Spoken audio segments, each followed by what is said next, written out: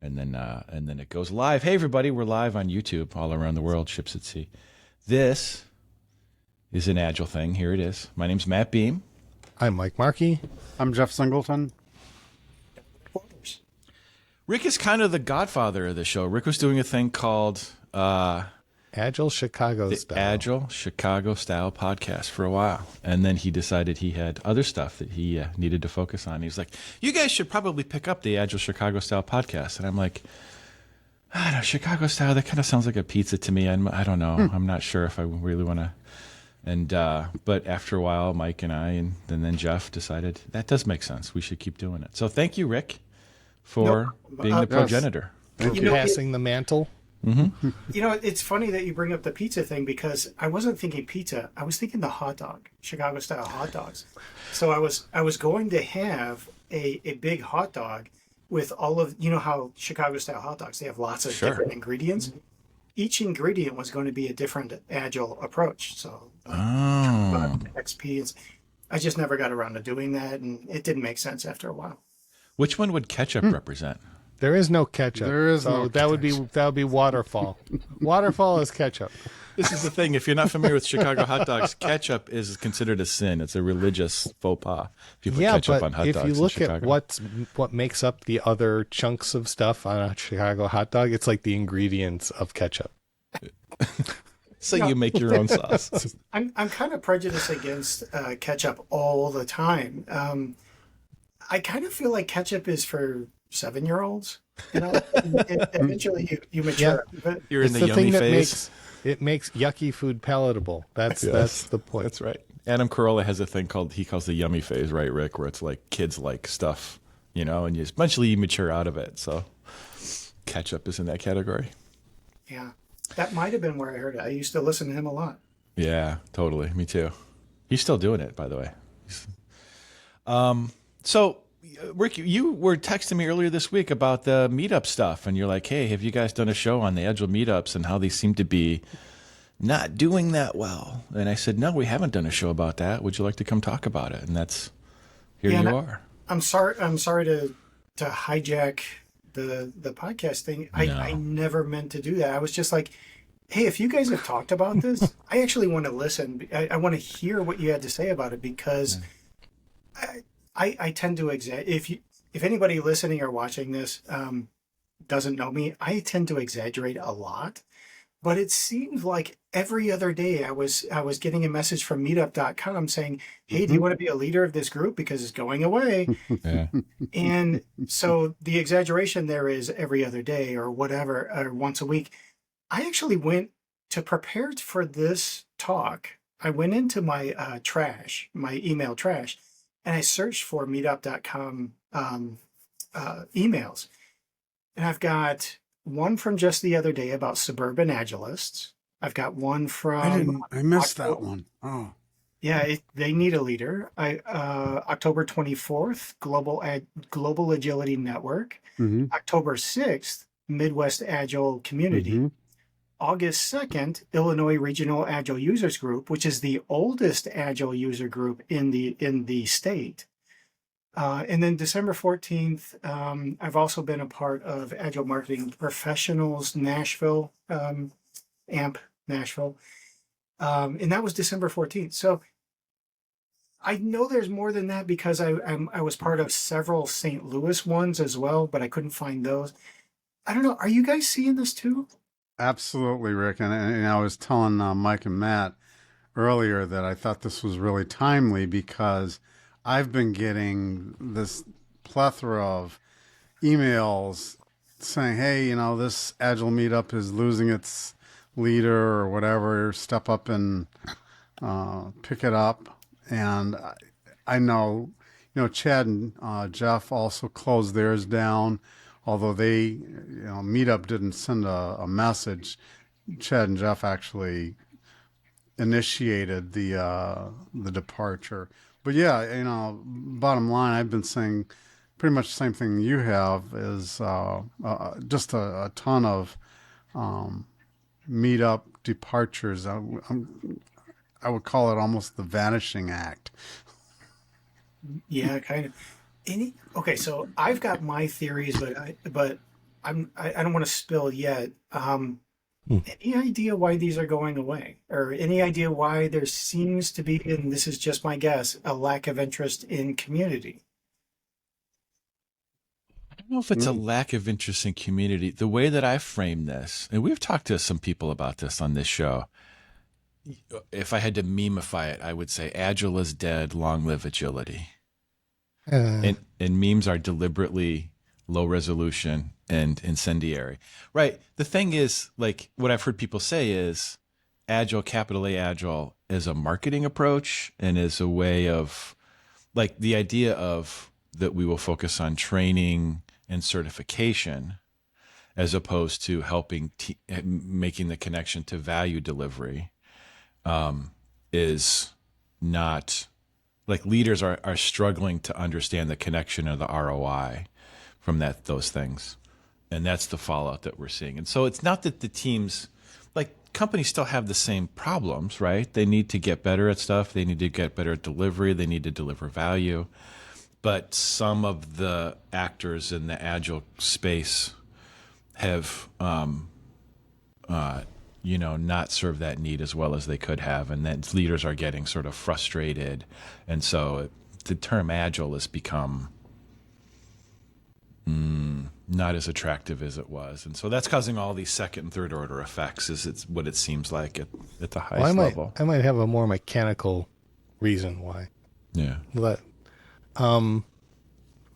so, and I don't know about all the other meetup groups, but Meetup used to be for meeting up in person. It used to be, we're going to get together in person. We're going to rub elbows. We're going to talk. We're going to have a community.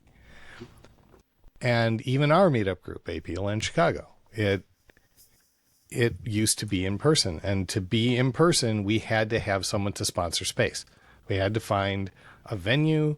We had to get people to agree to let strangers into their place. We had to arrange for food. There was a lot of stuff that went along with that. And then, magically, COVID happened and nobody could be together. And so we had to switch to a virtual model. And in the course of switching to that virtual model, we started getting people from other locales. It wasn't just driven by geography. It was driven by other folks being able to come too, which kind of locked us into staying virtual because hybrid meetings don't work. You can't have people online trying to listen to a crowd of people talking at each other. It doesn't work. So I think the concept of the meetup has changed, not just the subject matter in which it's in there. So that's why I say it's more of a mechanical reason. Yeah. Yeah. And Mike, you bring up a good point. While it's easy to maybe point a finger at some perception that Agile is, dying, and I don't know whether it is or not. But I think there are other factors, and you brought up one of those major factors is, the original intent of Meetup was to actually meet in person, and when we suddenly went online, I don't know, it changes the dynamic of the community. And so regardless of whether the subject matter is Agile or just people wanting to date or whatever, it's changed. And honestly, for the good that we've gotten from meeting online, being able to reach people from other geographic locations, far flung. The downside is you lose something, with everybody online. It's like, okay, it's fine. It's nice to talk to people from Scotland, but you miss, I don't know, something just seems to be missing. And I think some of our meetup participants have said, hey, are you guys ever going to go back to in person? We miss the good old days. Yeah, exactly. So. Yeah, so I'm going to kind of validate a lot of what Mike said by just giving you my experience. Yeah. So before COVID, so it'll be pre-COVID and during COVID, right? But before COVID, I was only part of two meetup groups or two user groups at all. Well, three, the Illinois Regional Agile Users Group, but I was never in Bloomington long enough to go. It was way down in Bloomington. So anyway, two, one was the APLN, and the other was, and now I forgot. The other one. The other one. It's got to be the one downtown. Chaos? It was downtown. Was it Bill Allen's? Yeah, it was Bill Allen's. Okay, so two different two user groups. I loved going. I went a lot. One, yeah, was kind of strategic, and to get my certified Scrum trainer license, you have to be part of the community and do stuff, right? So it helped that. But also, I liked seeing people. I liked being part of a community. Okay, COVID hits, right? And now I'm like, oh, that one in San Francisco that I always just look so sexy. I'm going to be part of that. And hey, I go down to St. Louis a lot, and if they ever go back to meeting in person, I'm going to be part of that. So might as well get in on it now and meet those people online. So all the St. Louis ones. And just I had something like 15 or 20, I'm still exaggerating, 15 or 20 user groups that I was a part of, and then they were slowly going away. What I realized was I still had my favorites, but I wasn't going to any of them now. Like one or two I would go to a month, or one or two I would go to a quarter. But for the most part, I was like, well, I'm kind of busy. And you know what? Since we're all online, I could just catch the next one. So I was going to fewer and fewer, and then I cared less, right? Which is horrible. Yeah. Go ahead, Mike. Well, the other benefit of being in person is it was a change of venue. It was like you're even if you work out of your home, the meetup was in another place. It was a way to connect on this stuff in a different place than you normally are. And the one thing that being online or being virtual has definitely lost, if you are in a hybrid role where you work from home, or if you're remote and you work from home, and then you attend a meetup from home, it's all just sitting in your chair with a pair of headphones on, right? And one thing we have noticed is less people turn on their cameras in the meetup than at first. And I think the reason for that is because you're on camera all day. And so to get away from that, you're off camera. So I think the mechanics of it are the logistics of it are really weighing on the concept. Yeah. So it sounds like it's sort of like one of the dynamics here is just the long-term big picture aspect of the internet and how the internet, it reminds me of the effect on local newspapers.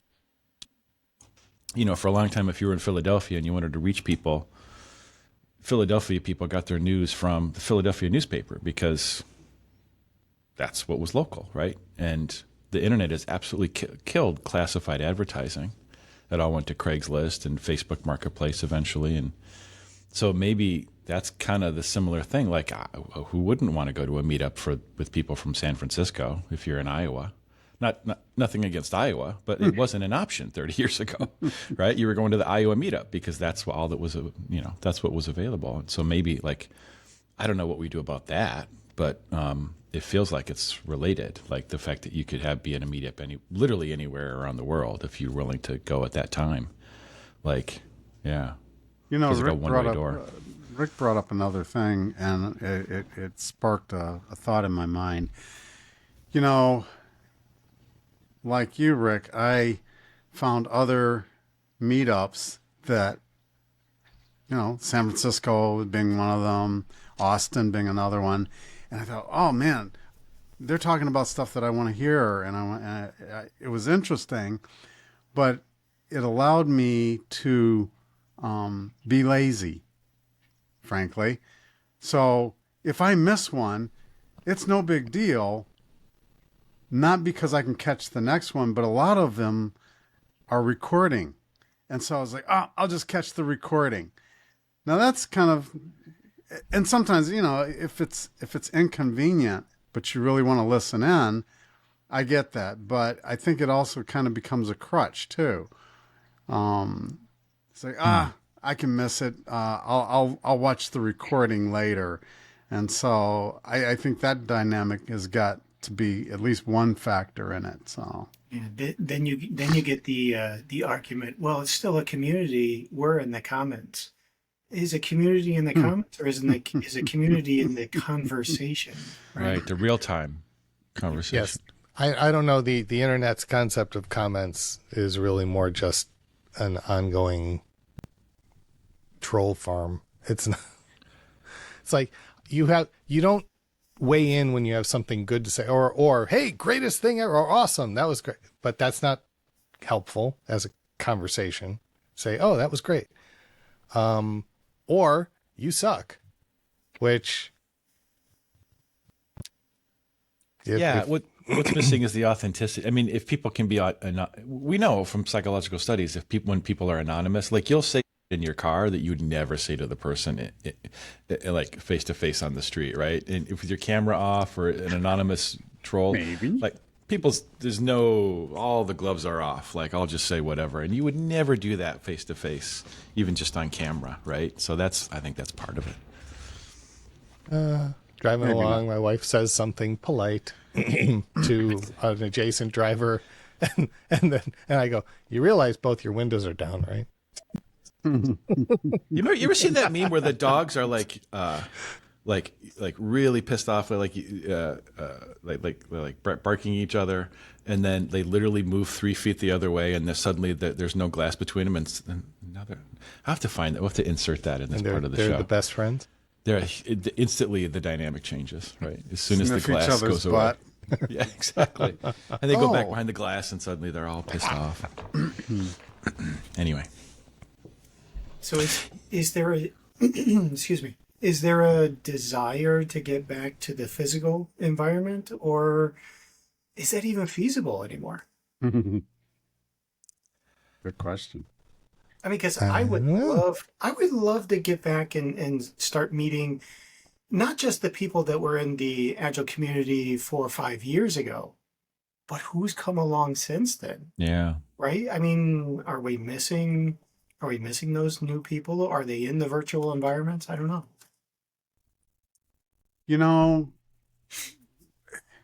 When we were doing APLN in person, we would regularly get, what, Mike, 30 people? Easy? Yeah. And yeah, maybe a lot of them were coming for the pizza. But I think the engagement was different. There was more engagement. And even the people that were more introverted, shy, quiet, still tended to come out and participate at least a little bit and engage in the conversation. And now, we run a meetup. Let's say we have a guest or something. You get a few people that are participating actively in the conversation, but by and large, and I don't know, that it's unsatisfying. I wonder if it's the fact that it's so free now. I mean, people don't value stuff that's free, right? And so, like what you're saying, Jeff, like to get to the place, you had to take time out of your day. You had to put some pants on, right? You had to show up and be in a place with people. Like there's a cost to that. Like you had to pay attention. You couldn't just zone out. Like I think people, like if you give something, whereas today it's like I don't even have my camera on. Like maybe I'm not paying, like people who don't pay anything for something, like they tend to not, you know what I'm saying? It has no value. It doesn't have value. Psychologically, it's like I didn't put anything out for this. And so there must not be getting something in, even though that's not necessarily true. It's like maybe that's the trap people fall into.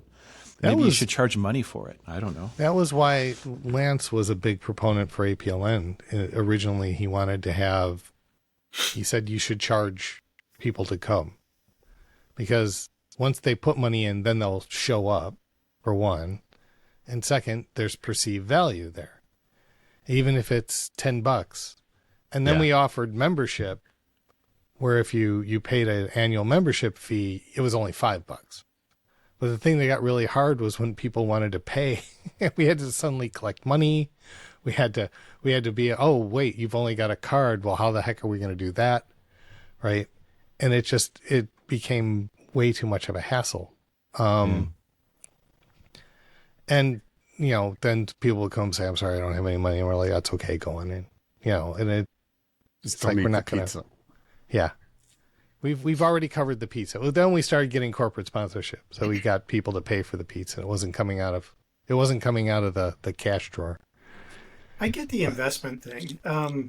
Not to really steer towards things towards me, but my main business is teaching, right? If I give a class away to 30 veterans, not to really pick on veterans, but this happens with no matter what group I give a class away to. If I give a class away to 30 veterans, 15 will show up. Mm-hmm. And they say, the excuse is always, I fully intended to show up, I just forgot. Or I fully intended to show up, I ended up in the hospital. I can't tell you how many people have ended up in the hospital over the last 5 years on the day of class. Not to say that everyone is lying, but just to say maybe it wasn't as valued as I thought it was. So I stopped giving classes away, not just for that, but also for many other reasons. It's just not feasible anymore. And as soon as I said, okay, veterans, I need a small investment from you. Now 90% of them show up. Skin in the game. It's not about the money. It doesn't have to be a lot of money, but it can't be zero, right? Apparently, is what you're saying. Yeah, totally. Otherwise, the whole value of the whole thing seems like zero subconsciously. People don't say that, I don't think, but that's the place they get to. Yeah. So I don't know. I mean, I would love to get back into the physical space, get back to meeting in person, but I've kind of got this pessimistic view. How do we now change a behavior that everyone has become accustomed to? I don't know. And then make it worthwhile. I mean, right. make the being together part worthwhile. Yes, lean into that. Otherwise, I think the worst critique you could get is, I could have sat at home and listened to this. I mean, I didn't get anything out of actually being in the room. Yeah, I mean, I can't tell you. I'm not picking on the APLN. I'll pick on somebody else. I've been to a bunch of meetups where I was like, I already knew all of this, or I could have said it better. So I've come away with a lot of negative comments that I kept to myself, but I had fun because of the people I was around. Exactly. Are you getting that fun in the virtual environment? And a big question for the three of you, is there networking going on? Because there used to be a lot of networking going on in person. And that used to be a big deal. Yeah.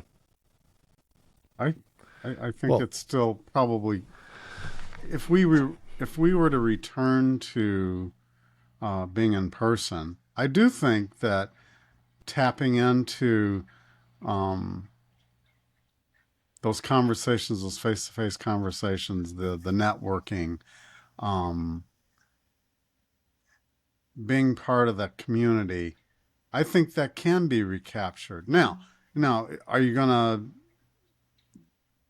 draw from the vast numbers of people far flung across the world? No, you're going to end up going back to something a little bit smaller, maybe what meetups used to start like. But I think there is an appetite for being in person. There's a couple of meetups I know of that I'm part of that have gone back to, we're not doing virtual anymore. AR, VR, augmented reality, virtual reality developers. That's ironic. That's in person. That's definitely ironic. Yeah, it is. Chicago Lean Startup. They're back at 1871. So it's like, you know what? If you want to be part of the value that they provided before, get your butt up and go down to Merchandise Mart and participate.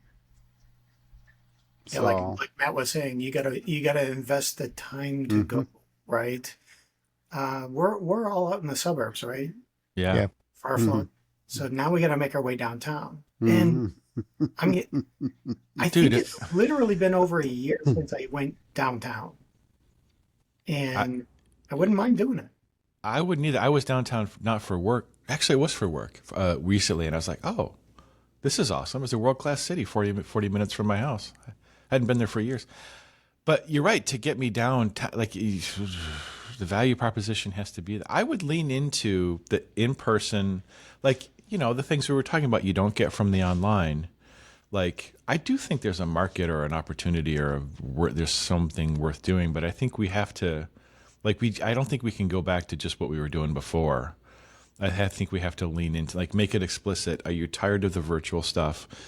Talk to an actual person in the same space, right? Maybe actually touch them. Don't be creepy. Offer pizza. Yeah, offer literally pizza. Think about the things that are unique and you can only get, I guess that's redundant, from in person and lead with that. I think there's a real hunger for that, pun intended. You're going to lose some people. Yeah. I mean, but okay, Totally. it's not for everybody. The people who will be there will really want to be there. Right. And they'll get value out of it. And if they find value, they'll find value again, and then you'll get that community again. We had a core group of people who were there every time. Even if they showed up late, they were there. And then we even capitalized on that further, and we would go out afterwards. Yeah. And so... Yeah, I mean, I'm still thinking about this whole internet thing, as a broad background. One of the things, I listen to this guy named Ben Thompson. He does a thing called stratechery. And he talks about how before the internet, you could have the distribution was more even. You'd have big stuff and small stuff and a lot of stuff in the middle, right, in terms of the size of the stuff. And with the internet now, there's not much in the middle. There's the huge publications, the general interest. You have to be really, really big if you're going to be general interest. And on the other end, there's the super niche things, right? People who are into the very, very specific stuff. But the stuff in the middle is gone. You can't be it's very hard to be a general interest sort of, a little bit of this, a little bit of that sort of a thing. And so I wonder if maybe there's some wisdom there to say we can have a meetup. I don't know if this analogy works or not. Maybe one of the things for a meetup is, hey, this is about XP for people who are in the fabric industry in Lombard. I don't know. I'm just thinking out loud. Okay. Maybe Otherwise, it has to be huge. And there's something for everybody. It has to be enormous. I think there's Right, such a thing as exactly. too tight of a niche. Why? Yeah, there could be.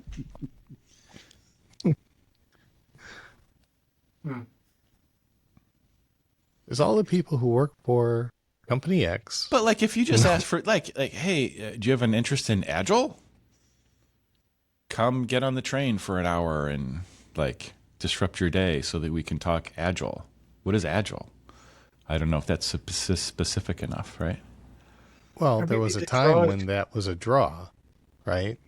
Agile was the shiny new penny that everybody was everyone heard they were supposed to get involved in and didn't understand. And so we would get people showing up who are I'm just trying to figure out what this is all about. And if there's something I need to think about. It seems like that's over, though, isn't it? That's what we're saying.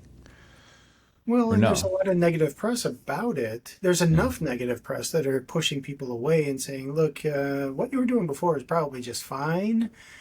But you know what? There was also a draw of, hey, if you got a big name, if you got a really great guest that had something very provocative to talk about, you're going to have a bigger crowd. Yeah. And I kind of think all those topics are gone. I kind of think all those people are pretty well known and just average Joes now. Well, Or okay, to unreached. be fair, there was a point at which there weren't to consider this analogy, there wasn't a whole lot of venues for those people to maintain visibility. It wasn't like they could just go online and live cast something and say, I'm dispensing my wisdom. I'm filling YouTube videos. I'm doing it's, they don't need the exposure of a meetup group, especially one that is lagging in attendance. That's not the best use of their time. So what's the value then of, and I know we keep calling it Meetup, and it's because we use that Like Jello. Or Kleenex. and Xerox. Meetup as an app has its issues anyway, and which I think has also been a contributing factor. But that notwithstanding,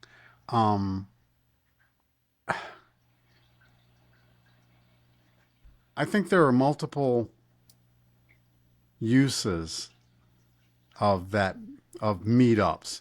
You know, for example, when I was advising a lot of startups, they're looking for a market. They're looking to poll their market. Hey, start a meetup of people that are interested in this, and you have kind of a natural, I don't know, focus group that you can begin to cultivate. It doesn't have to be Agile. It could be just about anything. And so it was a device to draw people of a common interest together. And that's really essentially what Meetup is supposed to be all about. Are we saying there aren't common interests that people want to, I don't know, circulate around and talk about in person? Are they interested in their profession?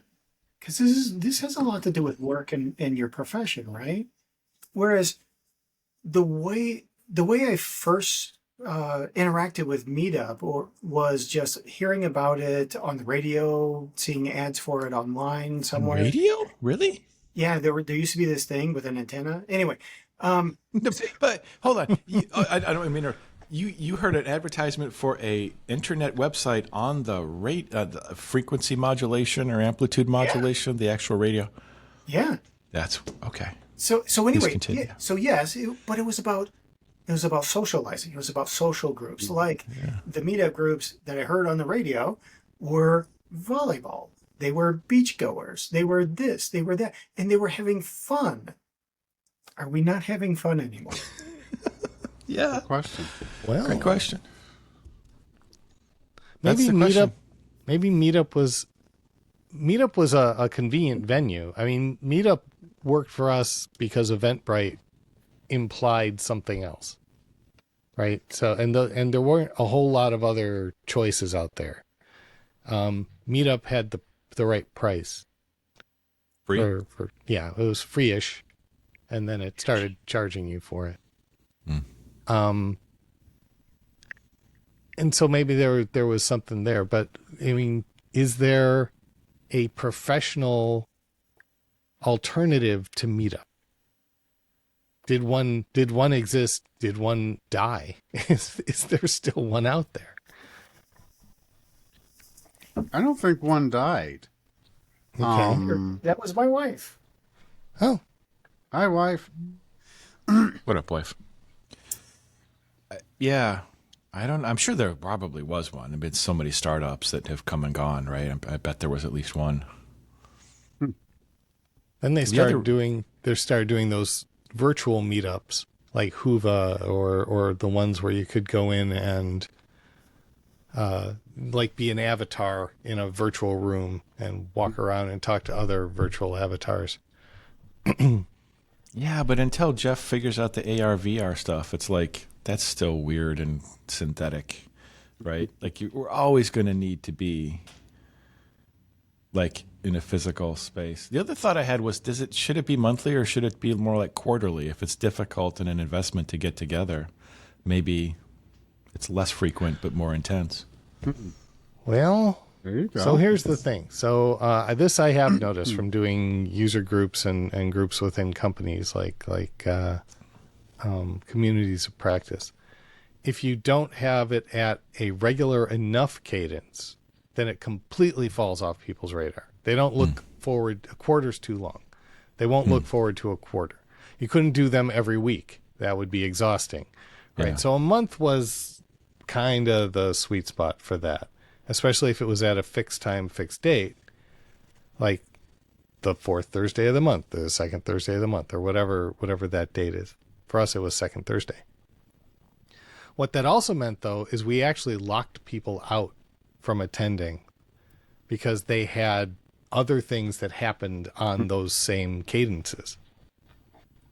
So we used to have another organizer who worked with us who ended up having to do coaching activities on Thursday nights. And there was no way he could ever make a meeting. So it's just... So I've got a similar experience, and you guys tell me if you've experienced this as well. So, Mike, when you brought up communities of practice within the workplace, that's where I'm going. When I've started communities of practice within an organization, I would usually set them, coincidentally enough, always on Thursdays. I don't know why, but sometimes it was every other week. Sometimes it was every third week. And I never went out to a month. That always seemed a little bit too long. We would lose people if people would forget about it. What I would see in attendance was it would ramp up pretty quickly. There'd be a whole lot of interest. And then it would wane over time and then drop right away. We would go a few months with one or two other people other than the organizer. And then it would ramp up again really quickly. And there would be a whole lot of interest. And then it would just go in waves. It would go in waves like that. It never really mattered whether, someone once told me the deciding factor is going to be baked goods.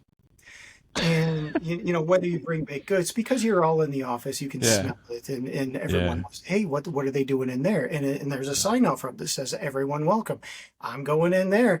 That never seemed to really be a deciding factor. What was the deciding factor was, am I available? How often is it? Is my boss going to let me take an hour out to do this? That sort of thing.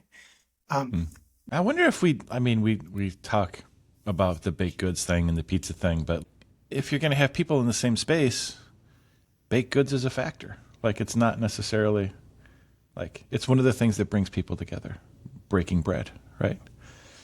So Literally. Yeah, literally.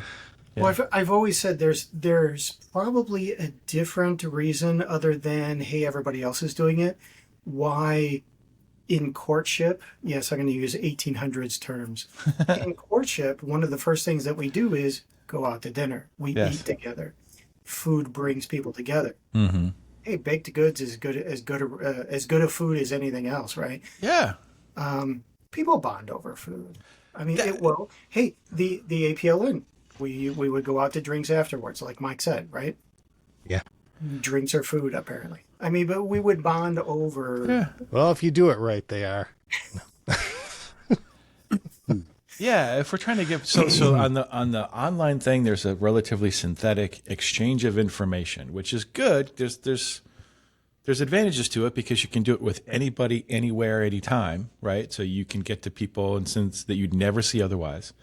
The in-person thing has to be on the other end of it, which is all of the aspects of the in-person experience, including the bread and the drinking and the whatever, like the breathing the same air. Like maybe we have to lean into all of those aspects of all of that stuff because that's the more human end of it that we're kind of missing now that everything is a Teams meeting or a Zoom meeting. I'm curious, with the advent of more burgeoning return to office demands, if that would help to support that. So, if people we're still all remote, working, then it does present a bit of a challenge to get up and get out of your pajamas and go downtown or go wherever. But now that people are supposedly returning to the office, does that help support, doing something in person? Because I already had to go downtown, or I already had to go into the office. So having something nearby that provides that social interaction, that provides that knowledge, that provides those baked goods, whatever, Yeah. is the confluence of all those. I mean, maybe could help drive a return to that in-person conviviality. Not a word, Doesn't hurt. but yes. Yeah, no, I think definitely. Are people going back to the same places? I mean, Potentially.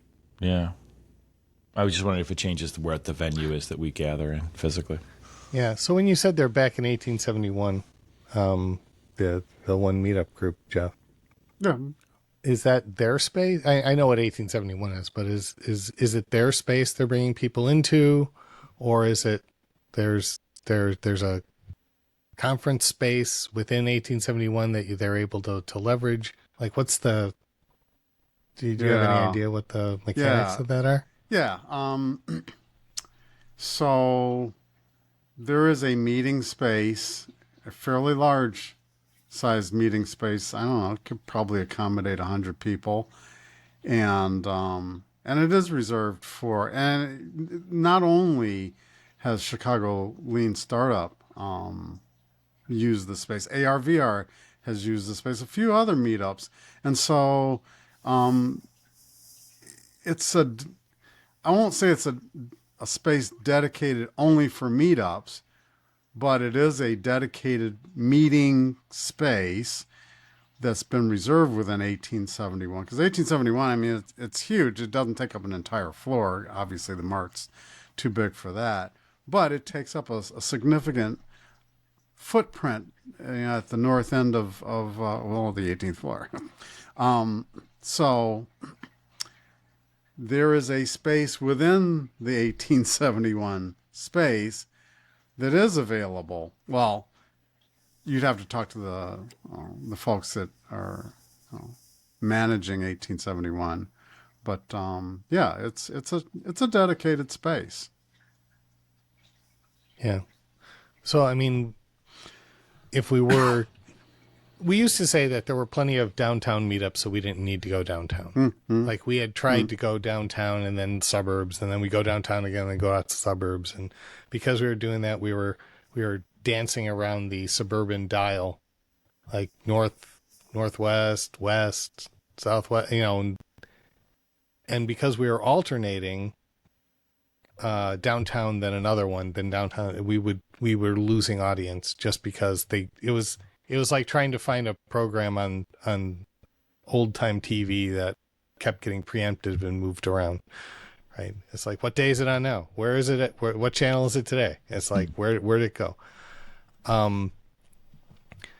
So it's kind of like if you're going to go downtown for a physical meetup, you've got to stay there. And then you're doing battle with the other meetups. If you're going to do a suburban meetup, you focus on a suburban meetup and you pick a suburb in a central location, say, I don't know, Rosemont, and then you stay in that space. Yeah. And we did that. So then it became a dance of trying to find the place where you could meet. Like when we had office space, or we worked for a company that had a conference area that they could reserve, we were able to use that. Then we ended up having to find another member who had a similar type of opportunity.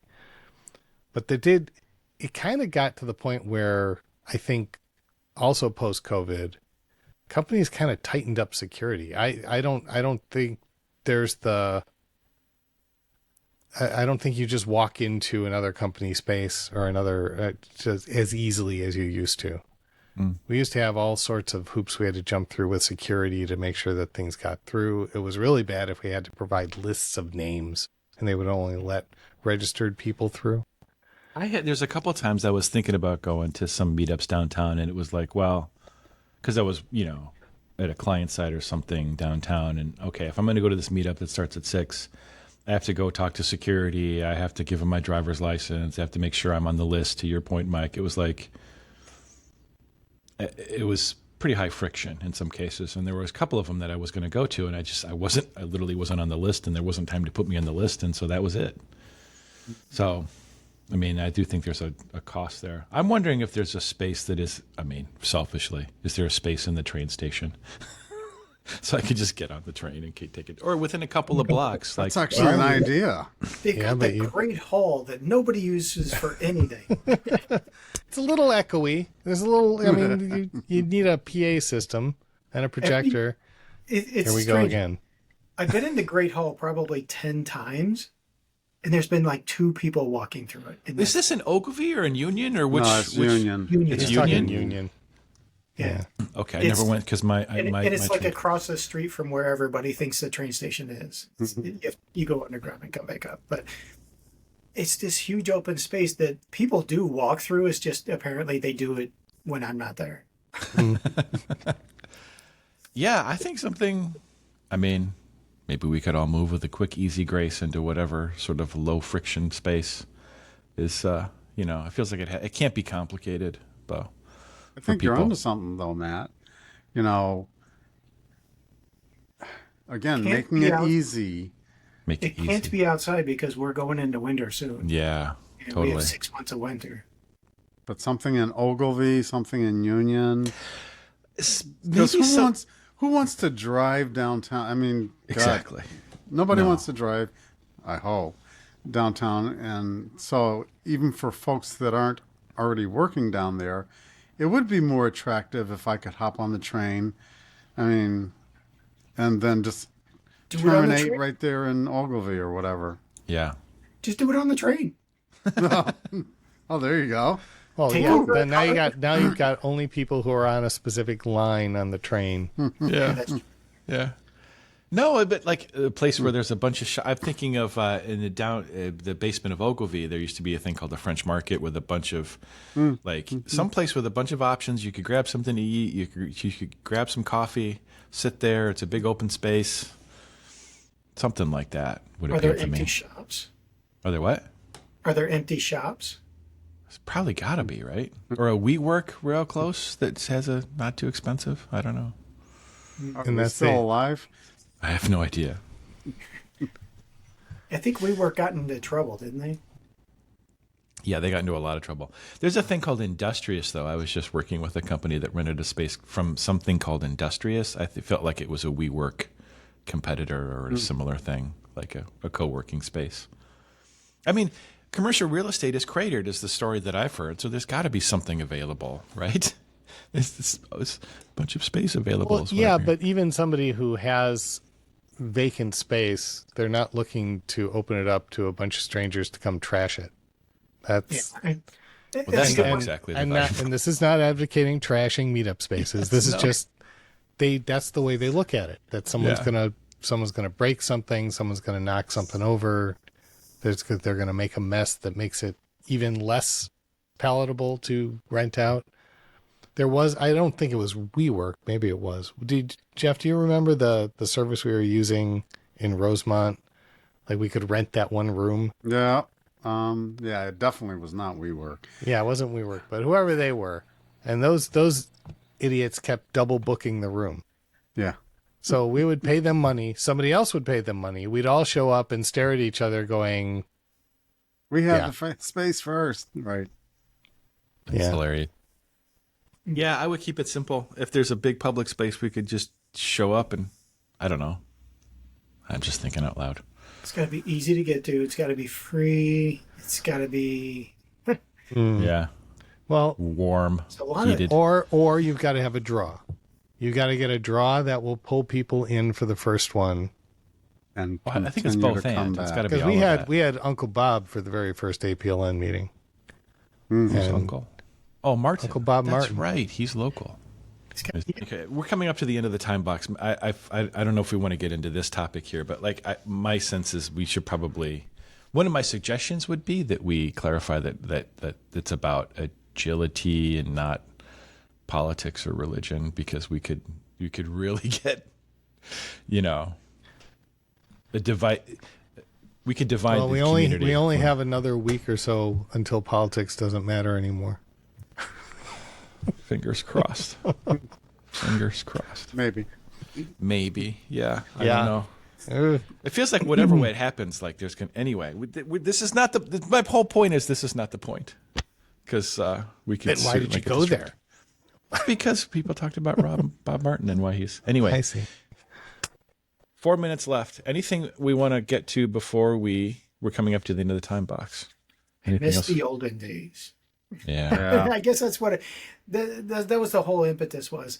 I'm missing the olden days when I could just go to a meetup group and see all my old friends. Yeah. Well, actually, Oh. they weren't old friends then. They were Yeah. my Friends. workmates. They were your colleagues. They were peers. They were people who were doing what you were doing or trying to learn what you were doing in the same space. And this opens up another window that we don't have time to go down, but is there a generational component to this that we would have to be aware of? All us old folks going to see our old friends in a public venue, are we going to provide the same draw to X, Y, alpha? We whatever. need 20 and 30-year-olds But don't for you this think to infuse the community. Yes. it's part of the human fabric? We're social beings, Yeah. and yeah, there's technology, but I like to believe at least that regardless of your stratum and your age group, you still want and need to have some physical presence close, near and dear to you. And I don't think that people of Gen whatever it is, Z, X, Y, LMNOP, whatever. Alpha. I don't think that they're devoid of those needs and feelings. I think technology has made it easier for them to not, be engaged personally, but I don't think that the need has gone away. So I don't know. I think it might have changed mediums though, because you're right. We don't have a whole lot of time here, so I'm gonna talk fast. Go. I've been a lifetime member of a VFW post for a very long time. I just found out a couple of years ago that VFW post is pretty much defunct. What happened? We had World War II vets that were part of it. Then they gave way to the Vietnam era vets. There were a ton of those that wanted to be a part of it. It's a community thing. They wanted to talk to and with people who had experienced something the same. There was a huge gap. Then we had Desert Storm vets. Guess what? Desert Storm vets really did not want to be a part of that community very much. But when they got older, yes, when the first generation of Desert Storm or let's just say Middle East conflict vets, when they got a little older, yes, they started going to the VFW. Now they're not going anymore. COVID sort of disrupted that. Now that COVID's over, right? Anyway, Yeah. we're past that. Now It's mutated to a non-lethal form. VFW posts are closing at an even greater rate now because there's not that generational need for community around that experience that all of these soldiers, all of these veterans have had in the past. So the VFW posts are closing even faster now at a greater rate, which is nuts. You would think that the ones that were weakened during COVID, they're now springing back to life. No, they found better things to do.